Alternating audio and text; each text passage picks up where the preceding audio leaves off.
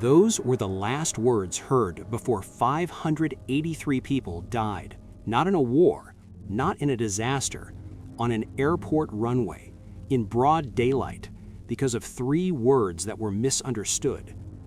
Every story you are about to hear is real. Every voice you will hear was a real person. None of them knew it would be their last flight. Tenerife, Spain, March 27, 1977. The island of Tenerife in the Canary Islands.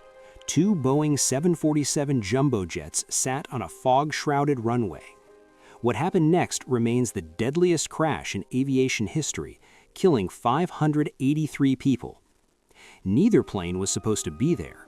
A bomb planted by Canary Island separatists had exploded at Las Palmas Airport earlier that day, forcing both flights to divert to Los Rodeos, a small airport never designed to handle 747s. Los Rodeos had only 1 runway, 1 parallel taxiway, limited space. The diverted planes had to park on the taxiway itself, meaning departing aircraft had to taxi using the runway. Only 2 air traffic controllers were on duty, handling more traffic than either had ever seen. Then the fog rolled in. Drifting clouds reduced visibility to less than 100 meters on the runway. Pilots could not see more than a few plane lengths ahead of them. The KLM flight, piloted by Captain Jacob van Zanten, began its takeoff roll, while the Pan Am aircraft was still taxiing on the same runway.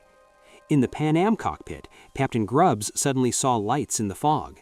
He said, "There he is." When it became clear the KLM aircraft was approaching at full takeoff speed, Captain Grubbs exclaimed, "God damn, that son of a bitch is coming," while his first officer screamed, "Get off! Get off! Get off!" 583 people died. All 234 passengers and 14 crew of the KLM aircraft perished instantly. 335 of the 396 passengers and crew of the Pan Am aircraft also died. What caused it? The KLM co-pilot used the phrase, "We are now at takeoff," non-standard phrasing. The tower did not understand this as a declaration that the aircraft was taking off.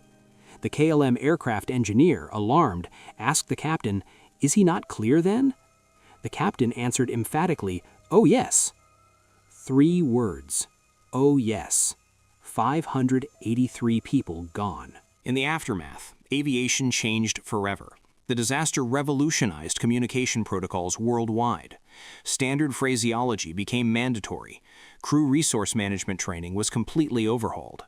The captain is no longer considered infallible. Combined crew input is now required during all aircraft operations. Every rule that protects you today on a plane was written because of what happened on that foggy runway. Mount Takamagahara, Japan, August 12, 1985. Japan Airlines Flight 123 was a routine domestic flight from Tokyo to Osaka. On the evening of August 12, 1985, the Boeing 747 suffered a severe structural failure just 12 minutes after takeoff. After flying under almost no control for 32 minutes, the plane crashed into a remote mountain range 100 kilometers from Tokyo. 32 minutes. Not 32 seconds, 32 minutes. The passengers knew.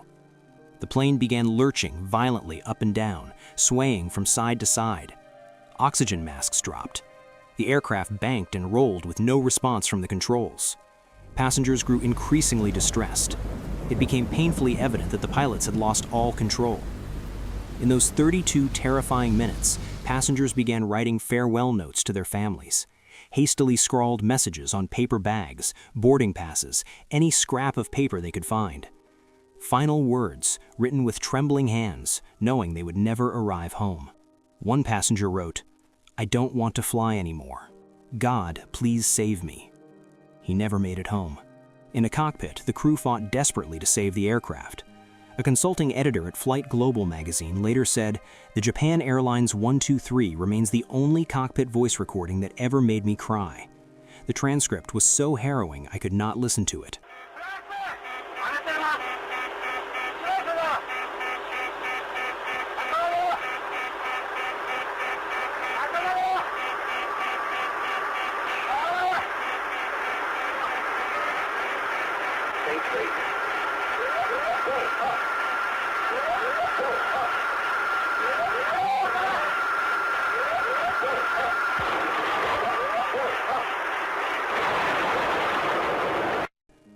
The pilots were talking to each other in a state of deep distress.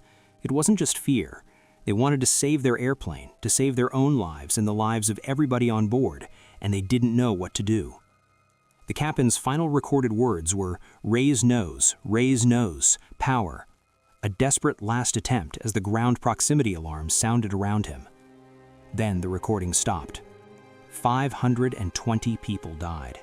But that is not the most devastating part. An estimated 20 to 50 passengers survived the initial impact. They were alive in the wreckage on that mountain. Medical providers later determined that several of them would have survived if rescue operations had not been delayed until the following morning. They survived the crash. They waited for help in the dark on a cold mountain through the night. Help came too late. The cause? A faulty repair made 7 years earlier after a tail strike incident. The improper repair created a stress point. Year after year, metal fatigue built silently until that evening in August when the tail blew out at 24,000 feet. A bad repair. 520 people paid for it. Riyadh Airport, Saudi Arabia, August 19, 1980. This next story is different. The plane did not crash into a mountain. It did not collide with another aircraft. The engines did not fail over the ocean. The plane landed perfectly, touched down on the runway, came to a complete stop, and every single person on board died anyway. On August 19, 1980, a Saudia Lockheed L-1011 departed Riyadh International Airport with 301 passengers and crew aboard. 7 minutes after takeoff, a warning indicated smoke in the rear cargo compartment. Captain Coiter decided to return to the airport. The crew declared an emergency. Fire trucks were dispatched. Everything was in place for a successful evacuation. The plane landed safely. Instead of stopping immediately for an emergency evacuation, the crew taxied the aircraft for 3 full minutes to the far end of the airfield. By the time emergency vehicles reached the plane, the engines were still running. Doors could not be opened from the outside while the engines remained active. Flames were now visible through the windows. At 9:42 p.m., radio contact was lost. The rescue team was right there. They could see the flames. They could hear nothing from inside. One rescue worker later recalled, "We frantically worked to open the door. We knew people were dying inside." By the time the engines finally shut down and emergency crews forced open the doors, it was over. All 301 passengers and crew were dead. Not from the crash, not from the landing, from smoke inhalation and suffocation.